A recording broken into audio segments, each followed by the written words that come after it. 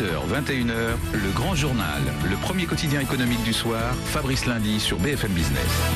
Le grand saut fédéral est-il pour demain avec cette idée donc qui plus en plus mise en avant, l'idée d'une union bancaire. On est toujours avec l'eurodéputée Sylvie Goulard, on est avec Éric Delannoy, grand spécialiste du secteur bancaire, vice-président du cabinet WIV, et Benahouda Abdelrahim, rédacteur en chef ici à BFM Business, notre doc, notre expert. Oui, cette union bancaire qui est basée sur trois piliers, nous disait tout à l'heure Benahouda Abdelrahim, une supervision intégrée avec une autorité bancaire européenne, un mécanisme de résolution des faillites et puis une assurance commune des dépôts des banques systémiques. Ça pèse lourd cette union bancaire, c'est abondé comment? D'où viennent les fonds? Il s'agirait de créer des fonds nationaux abondés sur les dépôts. Finalement, 1% serait consacré à couvrir à la fois la liquidation et puis l'indemnisation des déposants. Un de vos collègues, Peter Simon, disait que même 1,5%, ça ne suffirait pas à sauver une petite banque. Alors on peut se demander effectivement est-ce que ça suffira? À quoi ça sert? Parce que vous nous disiez tout à l'heure, actuellement, les instruments existants sont peut-être insuffisants. On en parlait tout à l'heure avec Sylvie Goulard. Pierre Moscovici, tout à l'heure, le ministre de l'économie, expliquait que la zone euro est prête à mobiliser très rapidement ses instruments de secours pour venir en aide à l'Espagne. Mais vous nous dites, ces instruments, ils sont insuffisants. Et voilà que Benahouda, il nous dit, même l'autorité bancaire européenne, même le 1% donc, de contribution venue de chaque banque, déjà, ça servirait pas à grand-chose. Éric Delannoy. Vous savez, en tout petit, il existe ce système-là en Espagne. En Espagne, il y a un fonds de restructuration des banques qui est financé par les banques elles-mêmes. Ça n'a pas suffi à restructurer les 47 caisses d'épargne espagnoles. C'est-à-dire qu'on manque très vite de fonds en cas de vrais problèmes et de crise bancaire. Donc on est là dans des volontés de rassurance, ce qui est plutôt une bonne nouvelle, mais avec des moyens qui ne sont pas à la hauteur de ce qu'on veut faire. Moi, je reste convaincu que le sujet, ça va être un sujet de prise en compte systémique à travers des mécanismes comme le FESF qui mobilisent des fonds d'État et non pas des petites mesurettes qui vont continuer finalement à fragiliser le système bancaire. Pourquoi? Parce qu'on n'a pas encore parlé de comment va s'articuler ce mécanisme-là où on va prendre encore une fois 1% des dépôts avec les mécanismes de régulation européenne qu'on appelle BAL 3, où on va demander à chacune des banques d'avoir des liquidités supplémentaires. Donc d'un côté, on les empêche de fonctionner, de l'autre côté, on fait en sorte que leurs dépôts, elles vont pas pouvoir financer l'économie réelle, elles vont devoir en mettre de côté pour BAL 3, elles vont devoir en mettre de côté pour le fonds de réserve européen. Enfin, où va-t-on? Donc, à chaque fois, on met comme ça dans une petite poche. Tout ça par rapport à un diagnostic qui n'est pas un diagnostic homogène en Europe. Il faut bien savoir que le problème bancaire européen n'est pas le même selon les pays. On a parlé au niveau européen de la recapitalisation des banques. Ce n'est pas un problème de recapitalisation des banques, c'est un problème de liquidité. Or, il se trouve qu'en Espagne, on a un problème de capitalisation des banques, puisque c'est un problème qui ressemble à ce qui se passait aux États-Unis en 2008. Ce qui est très différent du problème interbancaire où les banques ne se prêtaient plus et ont risqué d'avoir un assèchement de la liquidité qui fait que l'Europe a financé les 1000 milliards, la BCE a financé les 1000 milliards en 2 fois.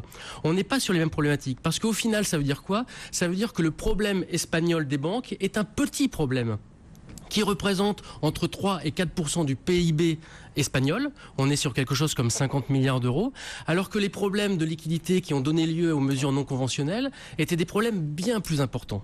Donc cette mécanique de diagnostic des problèmes bancaires doit prévaloir sur la mise en place d'un outil systématique où on va encore une fois corseter les banques au lieu de les aider à fonctionner. Alors finalement, utile ou pas utile cette autorité bancaire européenne? Sylvie Goulard, eurodéputée. Non, mais je suis d'accord avec l'idée qu'il y a une hétérogénéité et que c'est c'est un des grands obstacles à la mise en place d'outils communs, puisque nos pays sont dans des situations qui sont très différentes. D'ailleurs, en Espagne, si on réfléchit bien, c'est même pas des banques qui ont un caractère européen qui posent problème. Ce ne sont pas les banques qui ont un caractère cross-border. Ce sont les caisses régionales. Ce sont les caisses régionales qui ont été mal gérées. Ce qui d'ailleurs est aussi un peu le cas en Allemagne, où le maillon faible du système allemand est plutôt les Landesbanken, etc. Mais encore une fois, c'est pas une raison pour ne rien faire. C'est pas une raison pour dire qu'il faut pas aller vers une recapitalisation. C'est une question de dosage. Et là où je suis pas tout à fait d'accord avec vous, c'est que nous sommes. Non, mais je trouve que les gens, je sais pas ce que les auditeurs peuvent comprendre. Il y a en ce moment des règles qui ont été fixées par un comité international qui s'appelle le comité de Bâle, qui non seulement fait des règles pour l'Europe, mais fait des règles pour le monde entier. Bon. Ensuite, nous sommes dans la phase au Parlement, parce que je suis désolée, la démocratie, ça compte quand même un petit peu. Les orientations qui ont été fixées par les experts sont en train d'être traduites en loi européenne. C'est ce qu'on appelle la directive CRD 4 et la réglementation CRD 4. Alors, à partir de là, évidemment, On essaye de se mettre d'accord, mais un diagnostic est posé. Le diagnostic, c'est quand même qu'il faut renforcer les banques sans les empêcher complètement de financer les PME. Mais vous avez des différences énormes. En Allemagne, par exemple... Alors comment résoudre cette contradiction, Éric Delannoy? Par exemple, l'Allemagne, c'est un pays dans lequel il y a énormément d'autofinancement. Oui. C'est un pays qui sera beaucoup moins... pour lequel l'impact de ce genre de mesures sera moins fort qu'en France, pays où on a plus recours aux banques. Pour ça, il faut trouver des compromis. Et le danger, c'est évidemment qu'on ne trouve pas la côte bien taillée pour tout le monde. Éric Delannoy, oui. C'est-à-dire qu'aujourd'hui, on a une réglementation BAL 3 qui a des très bons points, hein, notamment toute la transparence sur le hors-bilan des banques, qui est très important, qui faisait qu'on ne savait pas en fait où les investissements des banques se faisaient. Mais on a des problèmes en termes de dosage, justement, où en fait on crée une régulation qui va les empêcher de fonctionner. Et c'est bien ça le problème, parce qu'en France, l'économie réelle se finance à 80% par les banques, ce qui n'est pas le cas en Allemagne, et ce qui n'est pas le cas dans les pays anglo-saxons. Ça veut dire quoi? Ça veut dire qu'en corsetant les banques et en les empêchant de fonctionner, on va voir réapparaître un shadow banking qui est moins régulé que ne seront régulées les banques et qui va générer la prochaine crise. C'est un peu ça le sujet, c'est-à-dire qu'on va trop loin. Moi, je parle de bulle régulative aujourd'hui. On est dans une bulle régulative au lieu effectivement de trouver des systèmes où aujourd'hui, moi, je pense que ce n'est pas une crise bancaire, on est sur une crise européenne, de gouvernance européenne. C'est d'abord la gouvernance européenne qu'il faut revoir. Donc on se trompe de cible. Je pense qu'on se trompe de cible. Si on je ne suis pas d'accord avec vous. Il y a deux aspects. Sylvie Goulard, un mot et puis on passera aux infos. Non, très rapidement.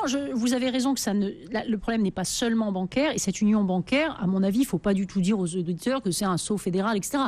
Nous avons à faire face à des problèmes dans un secteur qui subit très largement l'impact de la crise de la dette souveraine, qui, elle, est largement due à des problèmes de gestion de l'économie, de manque de compétitivité, etc. Et donc, il y a évidemment quelque chose de beaucoup plus large. Personne, je peux vous dire au Parlement en tout cas, n'a envie de corseter les banques.